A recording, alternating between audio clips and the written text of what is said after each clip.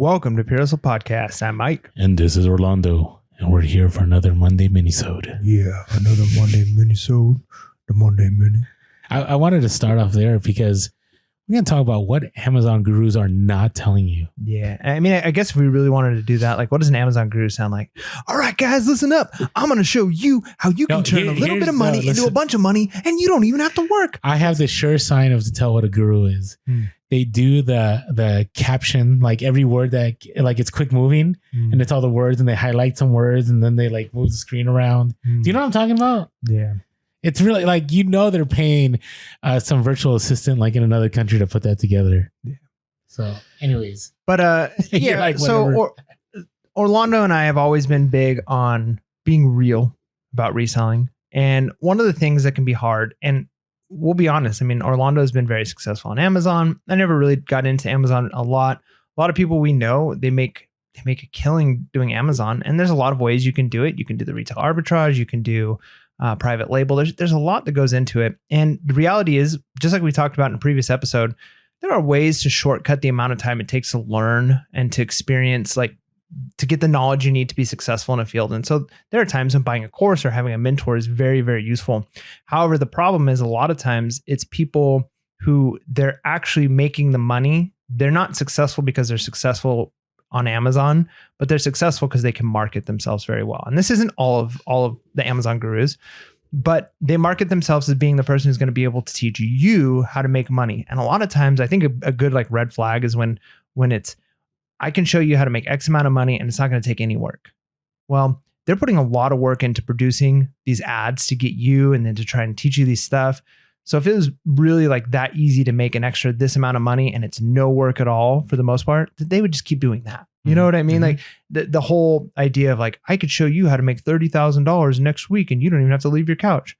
Well, then a fully automated Amazon store. Yeah. But you've got to pay me to teach you how to do that. And it's like, well, if you can continue to scale like that, they would just be doing that. So there are red flags, but then there are times when, legitimately, if I wanted to get into Amazon and do really well on private label or something, you better believe I'm going to find some people who are experienced in that field that know what they're talking about and learn from them. I'm not going to just go through the school of hard knocks and just make a million mistakes that I could pay somebody a little bit of money and they could show me how to avoid some mistakes. So to get off the right off the bat, we're not saying don't pay for help, don't get a mentor, don't join a class. Those things can be valuable. But a lot of times there are some misleading things that the Amazon gurus will try and promote and put out there. And we want to kind of discuss a few of those things so that you're prepared for that if that's the route you decide to go. So the very easy one, the very first one is they never discuss the cost of the business. And what I mean by that is their items that they buy. So most of the $1 million sellers, at least the ones I know, at least the ones I've researched, they may make over $1 million per year, but they're maybe making $100,000 per year. Now, 100,000, it's not bad, right? Depends what kind of part of the country. California, even 100K, you still can't be living comfortable. I know it sounds kind of sad. Yeah, you can rent a small apartment. Yeah, but a lot of people are like, oh, I want to be $1 million guru. Well, guess what? You can. It does take some time and take some learning and take some capital, but most of the time, those individuals that are making that kind of money, they're only pulling in 1 to 10% in net profit. Right. So it's a lot of risk, right? You're spending $90 to make $5 on each item, $6 on each item.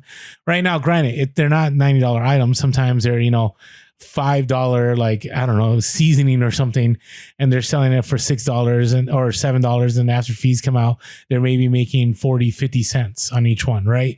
So they have a lot of overhead. Right. So understand that Amazon, right, is something you can make a lot of money on. And there are certain items like hot items during Q4. I've had it myself where I'll pay $50 and I'll sell an item for $300 and I'll sell, let's say, 100 of those items and I'm making really good money. But that is more of the exception than the rule when it comes to big Amazon sellers. And I don't believe that's talked about enough in the Amazon space. Yeah, no, that's really good. And if you haven't listened to our episode from last Monday where we talked about the kind of deceiving nature of the 90-day total on eBay, you can go back and listen to that because a lot of those same things apply here when it comes to cost of goods and all of that. And leading into the next thing is there's a lot of processing expenses that go into being successful on Amazon. Maybe it's shipping. Maybe it's getting your items to the Amazon warehouse. Maybe it's the supplies it takes to get those things set up. And real quick, so for example, just throw it out there. Like people don't think about all the poly bags you have to buy. They don't talk about the idea that you're constantly having to replenish that, the boxes that you always have to buy, because you have to be very careful when you ship this stuff out. Like on eBay, you may sell one item and you can pack it very carefully and it's only worth like $200. But on Amazon, you could be sending out a box of like $3,000 worth of items, right? And if you don't have that poly bagged well, if you don't have it packed well, if you're not using, you can't just renew certain boxes, like you could lose $3,000. So you got to be super careful. Right. And then there's the aspect of a lot of times people who are successful on Amazon are doing private label stuff. And there's a whole other aspect that goes into setting that up and the shipping of that and finding the product and testing product and getting the product to Amazon. Because one of the things that's really bad, and we've talked about this in the past about social media, just they kind of show highlights of things. It's that the purpose is not to give you like a well thought out article or video that you can go through and like really learn in depth.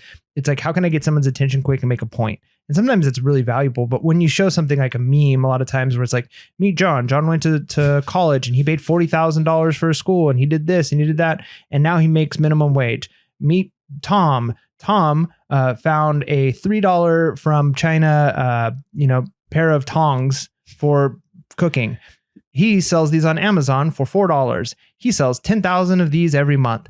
Tom makes X amount of money. And it's like, yeah, that sounds so easy to do. Like, oh, I could just go on to Alibaba and buy like, a random thing and then start selling it on Amazon. But it's not that easy. Like the people who find the success in that, sometimes there's an element of luck in there, sometimes, but most of the time it's people who've spent hours and hours testing the market, testing the product, taking out a $20,000 loan so that they can buy, 5,000 units of this and then realizing, nope, that didn't work. I'm eating those costs. And then they try the next one. And eventually they find one that's a home run and they make it. But the amount they may have had to have put close to $100,000 on the line to get to the point where they find an item where they're finally turning a profit.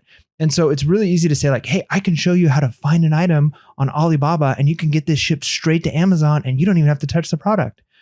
Man, that sounds really good. And the reason why everybody doesn't do it is because it's not actually that easy. Yeah. Now, the other one is the cost of returns. This is one that I just think they need to talk more. Amazon is so easy to return. So easy, right? You don't even have to pay for returns anymore. Like you just have to drop it off at a UPS store or a Kohl's or wherever it is. And so since they made it really easy, you will get a lot of returns. So if you're new to Amazon and you're sending in stuff, you better be ready to figure out what are you going to do with that stuff once it gets returned. And if your margins are really small, right? And let's say you send 100 items, right? And they each cost you, I don't know, $10. Okay. And, out of the 100 items, 10 of them, right, get returned. You're going to be out not only the $100, but you're going to be out the shipping cost. You're going to be out the labor, you're going to be out the time, or it could be really bad where you're selling high price items on Amazon and it just takes 2 or 3 and it basically removes all profit from what you sent out. So you got to be really careful with returns, because I remember one Q4, I probably lost like $3,000 to $5,000 in returns. Now I made, I don't remember. It was like 60 something K. I don't remember what it was. And that's gross. That was not net. And that was a lot. And luckily I was able to go on eBay and I was able to sell it.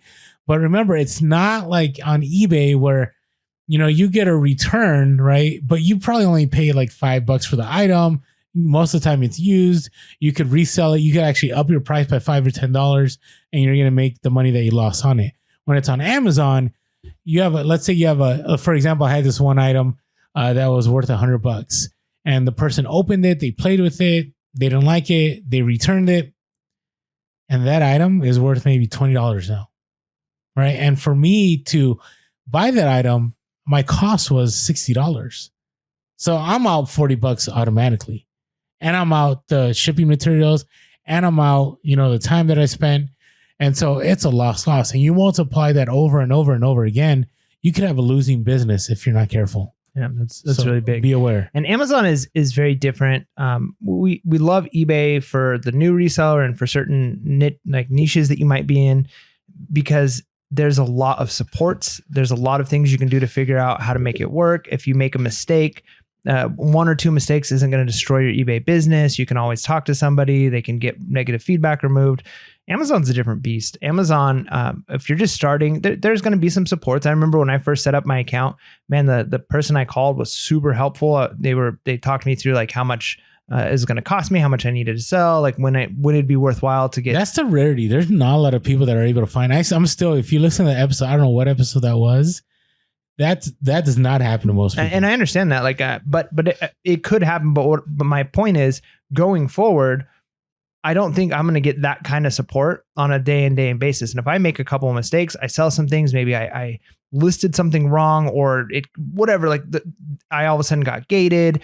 There was any number of things could happen. And we always talk about like Amazon can drop the hammer. Mm-hmm. And it's a lot more difficult to like just call up Amazon and say like, hey, like there was this issue. I think the customer was in the wrong on this one. Is there any way we could work this out? Amazon doesn't have the time for that. They're not dealing with that with you. They're running such a big, massive organization that, and unless you're a multi-million or billion-dollar seller, like you're huge, then at that point you'd get probably some extra service and they'd work with you. But if you're just the average person, you're literally so insignificant to what their operation is. Their support system is so bad. And it really is. And it makes sense in the fact of they expect you, if you're a seller on their platform, they expect you to be professional, understand how the business works, you know, to have the lawyers drawing up papers for the items, like all of the things that they would expect of a big company. And so if you're a small company and you basically come in and say like, hey, but you should cater to me too, like they're going to be like, no. Yeah, we don't have the time. We don't have the energy. Like it would be counterproductive for us to spend the amount of energy it would take to help your little business. We don't need that. It's going to cost us more manpower hours to help your little business figure out the mistakes that are made than to just shut you down. Like we're not making that much off of you that it doesn't matter.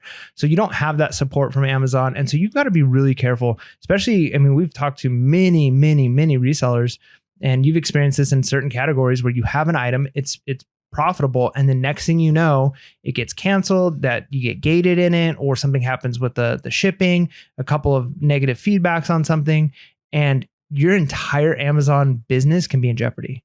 Yep. And if that was like your sole source of income, if you're like, hey, I'm able to cover all my bills because of Amazon, and then all of a sudden Amazon says, you know, we're going to suspend your account for 2 weeks while we figure this out. Imagine if your job said that, like, hey, we're not going to pay you for the next 2 weeks. Yeah. Like you can't necessarily survive on that unless you have other streams of income. So Amazon is very dangerous if you're putting all your eggs in one basket, unless you really, really know what you're doing. Yeah. And the last one here is that items that you source could die overnight. What I mean is it could get flooded right away. So you might find an item and it's super profitable, but like I've mentioned before, all it takes is some people, you know, somebody sharing it on YouTube. It could be somebody on a Discord sharing it, and overnight, an item that you're maybe making $100 profit on, you're only going to make maybe $5 on, or there might be a race to the bottom and everybody's just trying to break even.